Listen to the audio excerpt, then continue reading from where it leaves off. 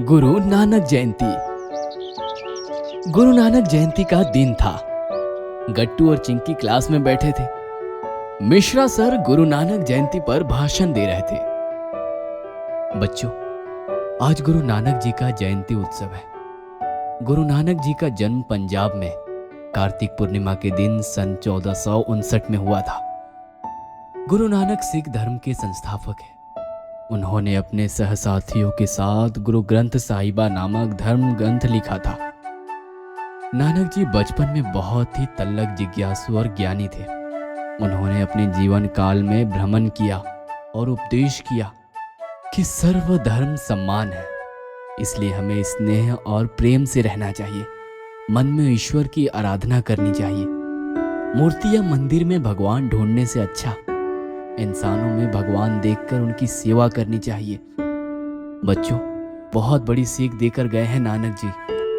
हम इंसान गुरु नानक जी और उनके जैसे महान आत्माओं की जयंती उत्सव धूमधाम से मनाते तो हैं, पर उनकी दी हुई सीख भूल जाते हैं। उनकी सीख समझना और व्यवहार में लाना, यही नानक जी जैसे महान आत्माओं को सच्चा अभिवादन होगा। गट्टू और चिंकी अपने दोस्त हरी के साथ स्कूल से लौट रहे थे। तब गट्टू कहता है, मिश्रा सर ने आज बहुत अच्छी बात कही है हरी। हम बस जयंती मनाते हैं, गाते हैं, नाचते हैं और दूसरे दिन भूल जाते हैं। हाँ यार, पर आज आंखें खुल गई। हम अब महापुरुषों की जयंती कुछ अलग ढंग से मनाएंगे। पर कैसे? हम उनका साहित्य पढ़कर, उनके विचार समझकर, जैसा वो चाहते थे वैसा बर्ताव तो कर ही सकते हैं ना। ठीक कह रहा है गट्टू तू। चल, अब मैं अपने घर चलता हूँ। ऐसा कहकर हरी निकल जाता है और गट्टू चिंकी भी अपने घर आते हैं। बच्चों, आगे तुम चलो, फटाफट तैयार हो जाओ। आज गुरु नानक जयंती है, हमें तैयारी भी तो करनी है। कैसी तैयारी मम्मी? अरे भाई, बहुत कुछ करना है। गुरुद्वारा जाना है, शोभा यात्रा में शामिल होना है। चलो चलो। नहीं मम्मी, हम नहीं आएंगे। ऐसा क्यों कह रहे हो बच्चों? मम्मी, आज मिश्रा सर कह रहे थे कि हमें महापुरुषों के जयंती उत्सव पर उनके विचार जानने और समझने चाहिए और उन्हें व्यवहार में लाना चाहिए। अब हम सब महापुरुषों की जयंती इसी ढंग से मनाएंगे, उनके विचार जानकर और समझकर। वाह बेटा, ये तो बहुत अच्छी बात सीखी है तुमने। आज सच में महान पुरुषों के विचारों और उपदेशों को समझकर उन्हें व्यवहार में लाने की आवश्यकता है। ऐसा करने से हम खुशहाल समाज और खुशहाल देश की ओर बढ़ सकते हैं। पर ऐसा होता कहाँ है? सब लोग बस जयंती नाचकर गाकर ही मनाते हैं। यही तो प्रथा है।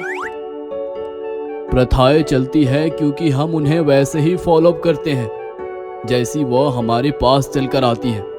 अगर हम हमारी अलग प्रथा शुरू करें तो हो सकता है कि धीरे धीरे लोग भी हमारा अनुकरण करें, पर यह करने के लिए शुरुआत तो हमें ही करनी होगी।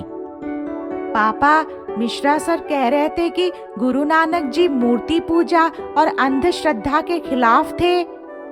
हाँ बेटा, मिश्रा सर ठीक कह रहे थे। गुरु नानक जी ही नहीं, और भी ऐसे कई महापुरुष हैं जो भगवान के साथ साथ इंसानों की भी सेवा करते थे और समाज में जन सेवा का संदेश देते थे। फिर तो हमें महापुरुषों के विचारों का अध्ययन करना चाहिए। हाँ बिल्कुल ठीक।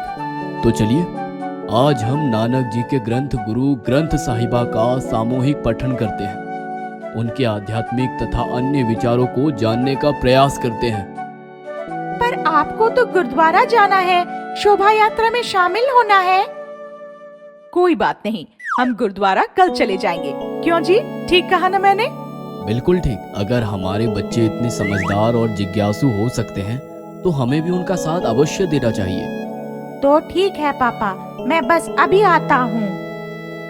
अब तुम कहाँ जा रहे हो? मैं हरी और बाकी दोस्तों को बुलाता हूँ, वो भी हमारे साथ पठन में शामिल होंगे।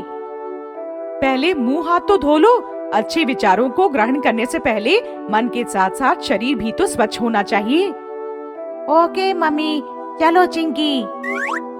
गट्टू और चिंकी मुंह हाथ धोकर फ्रेश हो जाते हैं और फिर अपने सारे दोस्तों को बुला लाते हैं। पापा गुरु ग्रंथ साहिबा और गुरु नानक जी के विचारों आधारित कुछ अन्य ग्रंथ निकाल कर रखते हैं। सब लोग पठन करने बैठ जाते हैं। बच्चों, शांत और एकाग्र मन से बैठ जाओ और गुरु नानक जी के विचार सुनो। इस प्रकार पापा पठन शुरू करते हैं और बच्चे बड़े ध्यान से विचार ग्रहण करने लगते हैं।